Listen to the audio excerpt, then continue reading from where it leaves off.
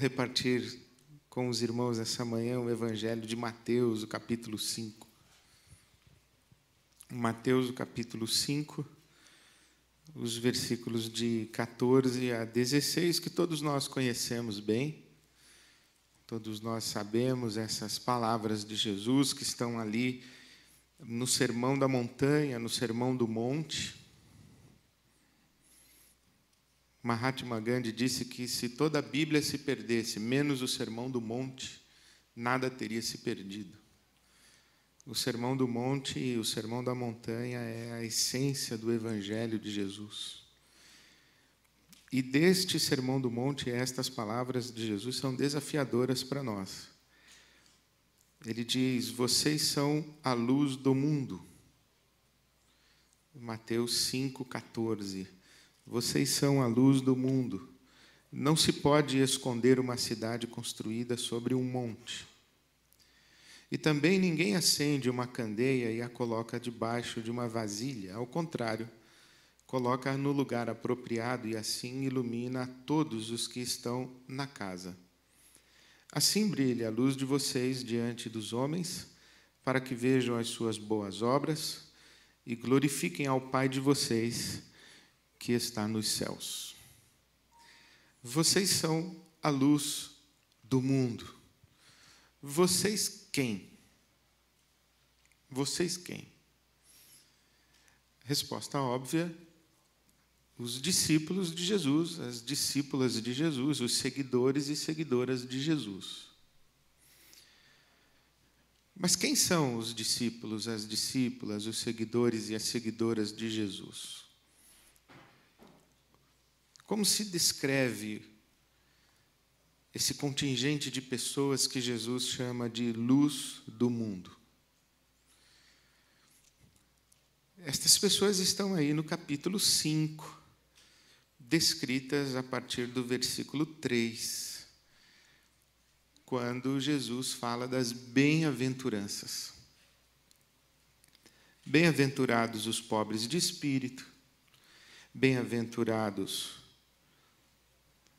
os que choram, bem-aventurados os mansos e humildes, bem-aventurados os que têm fome e sede de justiça, bem-aventurados os misericordiosos, bem-aventurados os puros de coração, bem-aventurados os pacificadores e bem-aventurados os que são perseguidos por amor da justiça. São essas pessoas que Jesus chama de bem-aventuradas, que ele diz: vocês são a luz do mundo. E quando lemos as bem-aventuranças, geralmente pensamos que Jesus está apresentando uma lista de virtudes e que nós, seguidores e seguidoras de Jesus, devemos ser pobres de espírito, devemos ser mansos e humildes, devemos chorar, devemos ter fome e sede de justiça, ser pacificadores, puros de coração, enfim. Que a lista das bem-aventuranças é uma lista de virtudes. Mas não é uma lista de virtudes, pelo menos na maneira como leio esta porção do Evangelho. Porque diz o versículo 1 do capítulo 5, que, vendo as multidões, Jesus subiu ao monte e assentou-se com os seus discípulos, e diante deles começou a ensinar. E disse: bem-aventurados os pobres de espírito, os mansos, os que choram, os que têm fome e sede de justiça. Onde estão estes pobres de espírito, estes pacificadores misericordiosos? Estão no meio da multidão. Vendo a multidão, Jesus disse: olha, estão vendo a multidão. Ali estão os pobres de espírito. Ali estão os pacificadores. Ali estão os que têm fome e sede de justiça. E eles são bem-aventurados. E eles são a luz do mundo. Vocês quem? Vocês do meio da multidão que acolhem a mensagem do reino de Deus. E como se descreve a multidão? No capítulo 4. No capítulo 4, a começar do versículo 23, se diz que Jesus foi por toda a Galileia ensinando nas sinagogas deles, Mateus 4, 23, pregando as boas novas do reino de Deus e curando todas as enfermidades e doenças entre o povo. E notícias sobre Jesus se espalharam por toda a Síria, e o povo lhe trouxe todos os que estavam padecendo vários males e tormentos, endemoniados, epiléticos e paralíticos, e ele os curou a todos. Grandes multidões o seguiam, vindas da Galiléia, Decápolis, Jerusalém, Judéia e da região do outro lado do Jordão.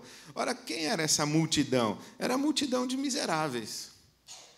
Era a multidão de pessoas doentes, endemoniadas, epiléticos, aqui está escrito. Então você consegue ver isso, que Jesus está olhando para uma multidão, anuncia o reino de Deus para essa multidão. Essa multidão é tudo gente estragada, tudo gente machucada, tudo gente ferida pela vida, tudo gente envolvida em sofrimento e dor.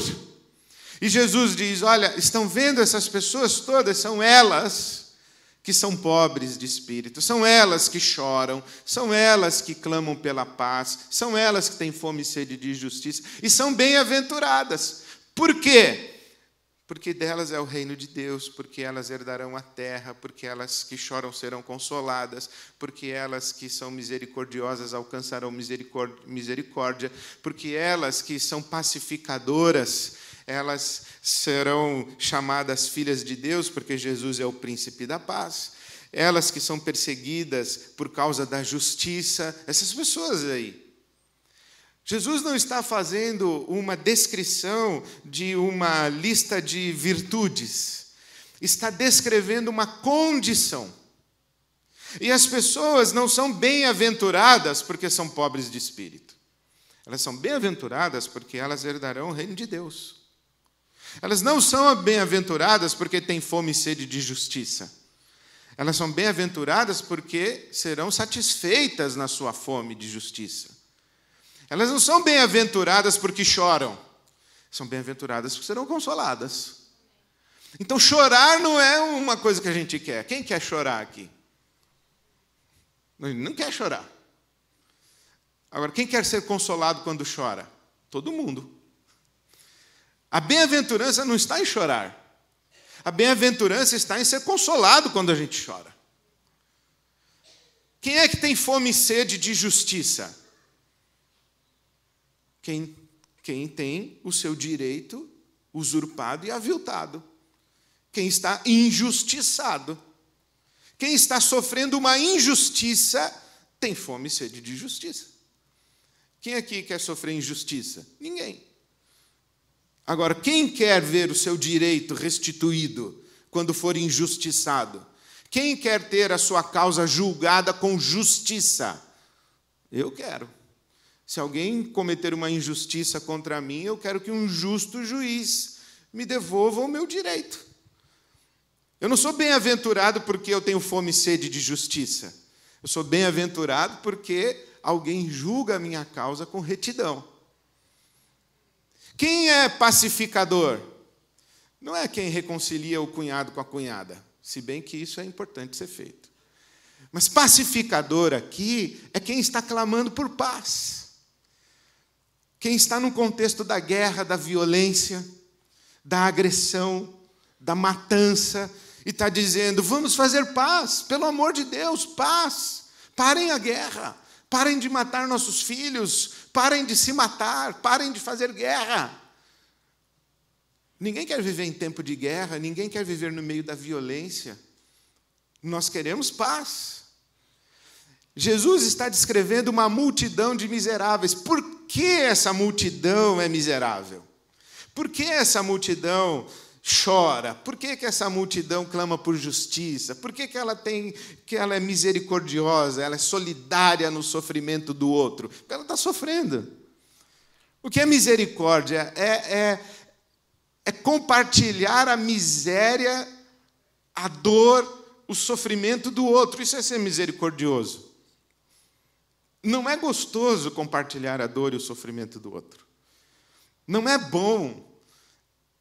Nós não falamos assim, a gente não acorda dizendo assim, puxa, eu gostaria hoje de encontrar alguém assim, bem sofrendo mesmo, para eu poder ter misericórdia.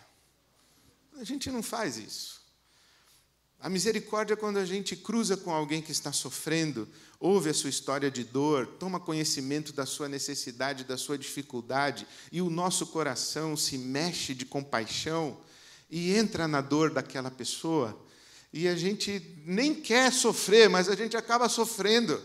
E, inclusive, as pessoas dizem assim para a gente, você não pode sofrer com o problema dos outros. Mas a gente diz, eu não consigo, eu olho essa pessoa, eu não consigo, o meu coração fica constrangido, e eu fico solidário, eu tenho empatia, eu tenho misericórdia. Jesus está descrevendo essas pessoas aqui, porque essas pessoas estão debaixo de um império, o Império Romano.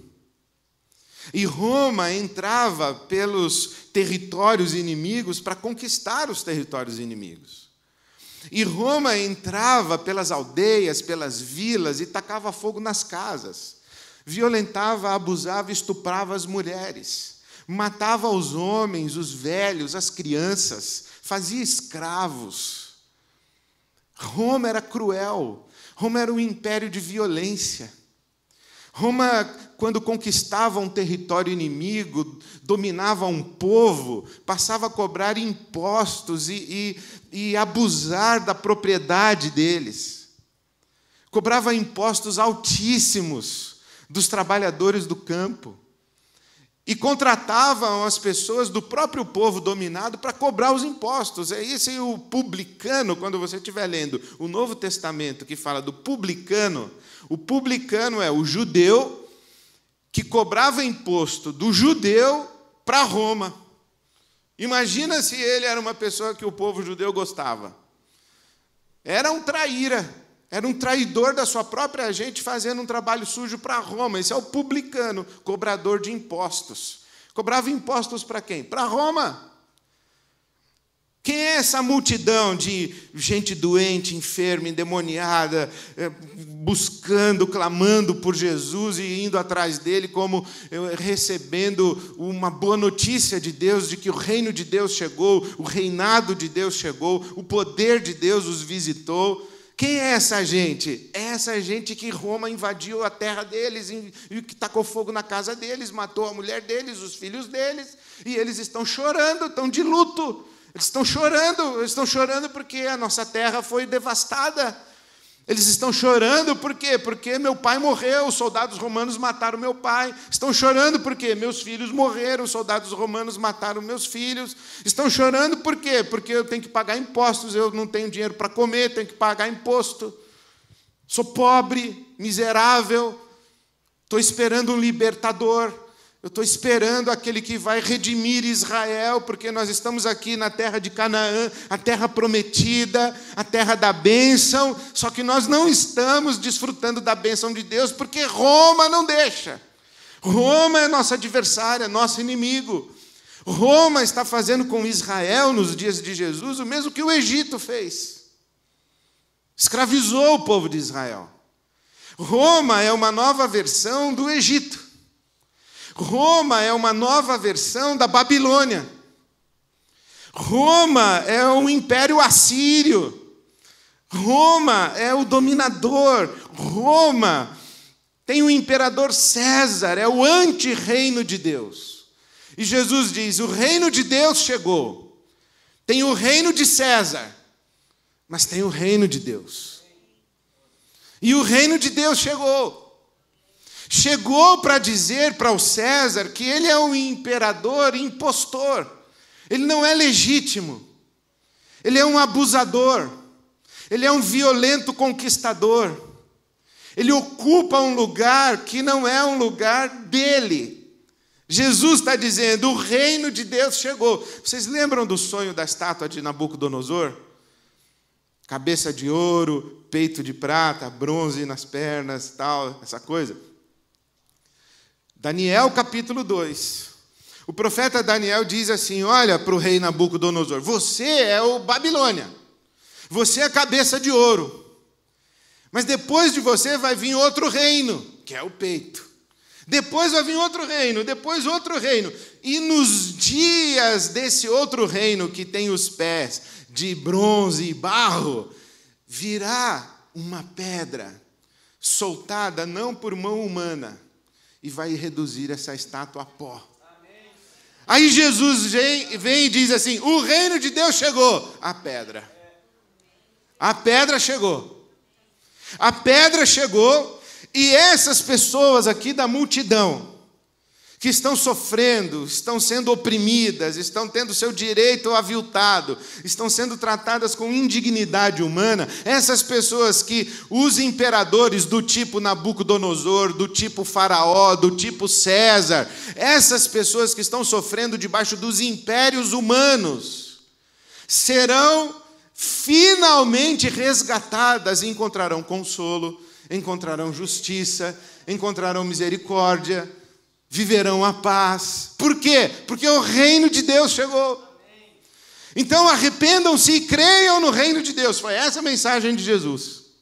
E aquelas pessoas do meio da multidão que se encantaram, que ganharam esperança com o reino de Deus, essas pessoas que acolheram o reino de Deus e que entenderam que Jesus é o Senhor, essas pessoas que do meio da sua dor, da sua miséria, da sua dificuldade, da sua pobreza, do seu sofrimento, essas pessoas que agarraram Jesus e foram para o reino de Deus, Jesus diz, vocês são a luz do mundo. Se hoje a gente falar assim, qual é a cidade-luz no mundo de hoje? Paris. Paris é conhecida como a cidade-luz. Outro dia eu ouvi, muito obrigado. Outro dia eu ouvi, inclusive, que a cidade de Paris tem mais livrarias do que o Brasil inteiro. Paris é a cidade-luz, mas naquela época, a cidade-luz era Roma.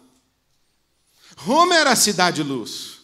Roma era a luz que levava a iluminação para os povos bárbaros. Jesus está dizendo, não, Roma leva destruição. Roma leva opressão.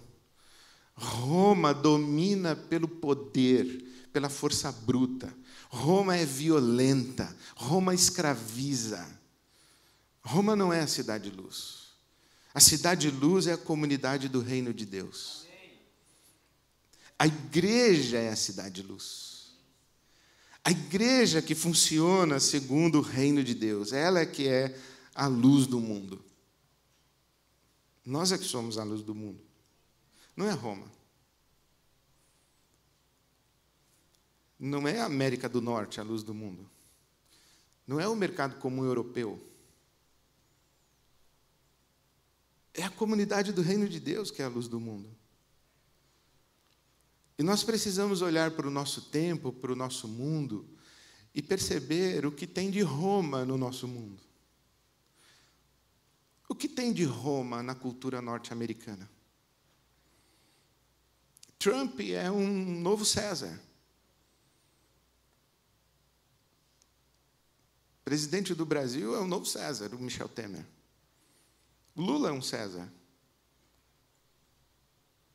Jesus está dizendo, esses caras, a esperança não está neles. Não é os Estados Unidos da América do Norte que ilumina o mundo. É a comunidade do reino de Deus que ilumina o mundo. A esperança do mundo está na igreja. O que ilumina essa região aqui, essa sociedade, é a New Life. Como pode ter luz do outro lado da rua? Como pode ter luz em Marlborough? Como pode ter luz em Framingham? Pela New Life. Pelas comunidades do reino de Deus que estão espalhadas por aqui. Como pode ter luz dentro de uma prefeitura? Se lá tiver gente que tem fome e sede de justiça, gente misericordiosa, gente assim que disse: pessoal, isso aqui é uma máquina de opressão, isso aqui é um sistema opressor, os pobres estão aí do outro lado da rua clamando. Eu fico pensando a situação do imigrante nos Estados Unidos da América. Quantos imigrantes nos Estados Unidos hoje estão chorando, clamando por justiça, precisando de misericórdia? Quantos? Quantos estão clamando por paz? Quanto de violência existe nas ruas? Quanto de racismo existe nas nossas ruas? Quanto de machismo? Quanto de xenofobia, ódio ao estrangeiro existe nas nossas ruas, na nossa cultura? Quanto de competição predatória no mercado? Ou os irmãos acham que o mercado é organizado na lógica da solidariedade, da generosidade, da misericórdia, da compaixão? Não, o mercado é competitivo. O mercado é matar um leão por dia, ou, como a gente ouve no Brasil, nós temos que almoçar o concorrente antes dele nos jantar. Vamos almoçá-los antes que eles nos jantem. Eu vou montar o meu supermercado aqui, vou fechar sua lojinha, sua lojinha, sua lojinha, sua lojinha, e vou fazer o meu supermercado grandão, big. E você vai comprar só o que eu vendo. E se você produz, você só vai distribuir através do meu supermercado, no preço que eu pagar para a sua mercadoria. E se você compra, você vai comprar no preço que eu disser que você vai comprar. É o mercado. É lógica romana. Bater meta, correr atrás da grana. Essa é a lógica romana. Jesus está dizendo: o reino de Deus chegou, para tudo. Vamos reinventar a nossa maneira de construir sociedade. Vamos reinventar a nossa maneira de construir família. Vamos reinventar a nossa maneira de relacionamento com fornecedor, cliente, funcionário, patrão. Temos que reinventar tudo com a lógica do reino de Deus. Uma sociedade violenta, uma polícia que mata. No Brasil, é uma coisa que os irmãos acompanham no nosso país, a tristeza que estamos vivendo no nosso país, a morte que existe entre as populações pobres e negras do nosso país.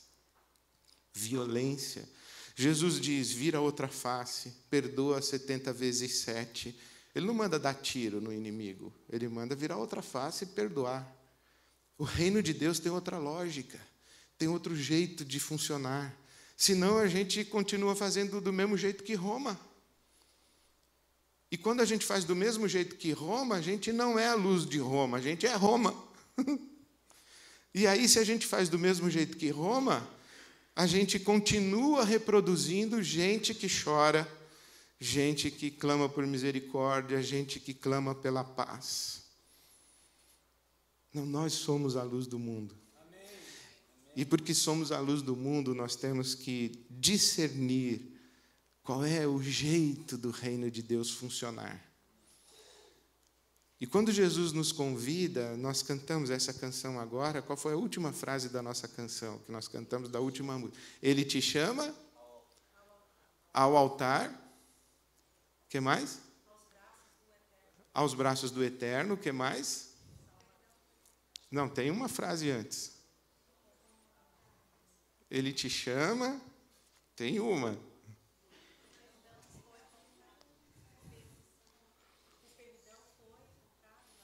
O que mais? Não tem uma parte que fala para tomar a cruz? Ah, toma a cruz e a coroa herdará. A gente só quer a coroa. A cruz a gente não quer, não. Ele nem lembra dessa parte. A gente quer a coroa, mas tem a cruz.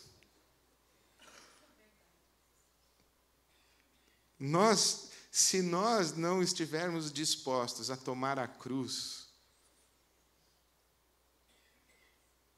isto é, se não estivermos dispostos à solidariedade com quem sofre, e se não tomarmos o lugar dessas pessoas que sofrem no nosso mundo e nos levantarmos por elas, em favor delas,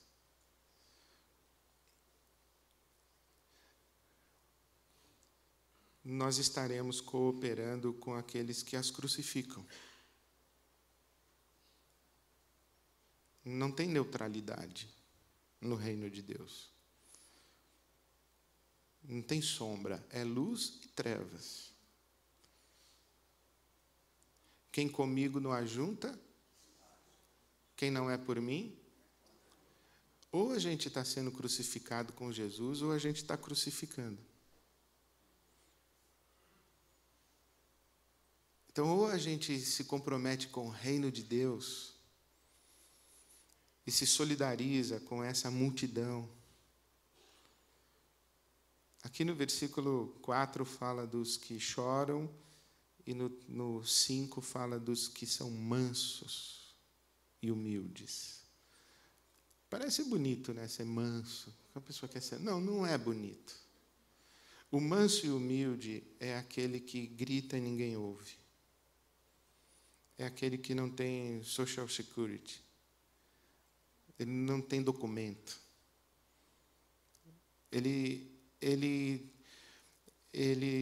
Aliás, ele não tem nada. A gente hoje, por exemplo, chama ele de refugiado. Ele perdeu tudo, chegou com uma sacola e com 3 filhos no colo. Esse é o manso e humilde. Ele não tem direito, ele não tem documento, ele não paga imposto, ele não contribui para o mercado e para a economia, ele é um peso. Eu não sei como funciona aqui, mas eu sei como funciona no Brasil. O que é um pobre num corredor de hospital, com a mãe doente, gritando, pelo amor de Deus, alguém atenda a minha mãe. Como eu vi recentemente no Brasil, um homem gritando e a mãe dele morreu no corredor do hospital. Esse é o manso. Ele fala e ninguém escuta. Ele grita e as pessoas passam em cima dele. É com essa gente que a gente se solidariza. E qual é a comunidade do reino? A comunidade do reino é composta por pessoas que sabem o que é isso. Eu já fui assim. Quando eu cheguei aqui nos Estados Unidos, eu vim com um saco plástico. Eu cheguei aqui, eu não tinha dinheiro para o primeiro aluguel. Eu cheguei aqui, eu não tinha emprego. Eu cheguei aqui, eu não tinha documento. Eu cheguei aqui, eu não sabia quem procurar. Eu sei o que é chegar aqui. Aí Jesus diz, você é um bem-aventurado, uma bem-aventurada. Você consegue olhar para a multidão aí fora e saber o que eles estão passando. Você sabe que se deixar esse pessoal entregue para Roma, eles vão ser atropelados, o trabalho deles vai ser explorado. Ninguém está nem preocupado com a família do trabalhador. Ninguém fala assim, você está trabalhando muito, volta para sua casa, dê mais tempo para a sua família. Nenhum patrão fala isso. Somos nós que temos que nos solidarizar. Nós nos solidarizamos na nossa dor e nós dizemos, nós sabemos o que é isso, nós acolhemos o reino de Deus e nós funcionamos de um outro jeito porque nós servimos um outro rei. Nós servimos um outro rei. O nosso rei é Jesus. Nós somos a luz do mundo e as pessoas, elas vão ver isso. O evangelho não é uma mensagem que a gente repete. É uma realidade que a gente vive. Quando João Batista mandou perguntar, será que Jesus é o Messias mesmo? Jesus falou assim, diga o que os seus olhos estão vendo. Ele não disse que seus ouvidos estão ouvindo, digo que seus olhos estão vendo. Vem ver como funciona a New Life. Vem ver como a gente é uma comunidade cheia de misericórdia, compaixão, solidariedade, serviço, generosidade, como a gente cuida uns dos outros, como a gente faz família. Vem ver como é que os pais se relacionam com os filhos, as esposas com os maridos com as esposas, como é que a gente é profissional, como é que a gente é sociedade. Vem ver. Aí você vai ver o que é o reino de Deus e como é que deveria ser o mundo todo se Jesus fosse o rei e não César. É isso que Jesus está ensinando para nós. O Evangelho não é só um chamado para a gente ir para o céu depois da nossa morte. O Evangelho é uma convocação para nós nos comprometermos com o reino de Deus a começar daqui e a começar de agora. Que o Senhor Jesus encontre na New Life uma comunidade de bem-aventurados. Não porque choram, não porque têm fome e sede de justiça, não porque clamam por paz, mas uma comunidade de bem-aventurados e bem-aventuradas, que encontraram consolo, que encontraram justiça, reino de Deus, e que vivem o reino de Deus, vivem o evangelho do reino de Deus e iluminam as trevas da América, para que os homens e mulheres vejam a New Life e glorifiquem o nosso Pai que está no céu. Amém. Amém.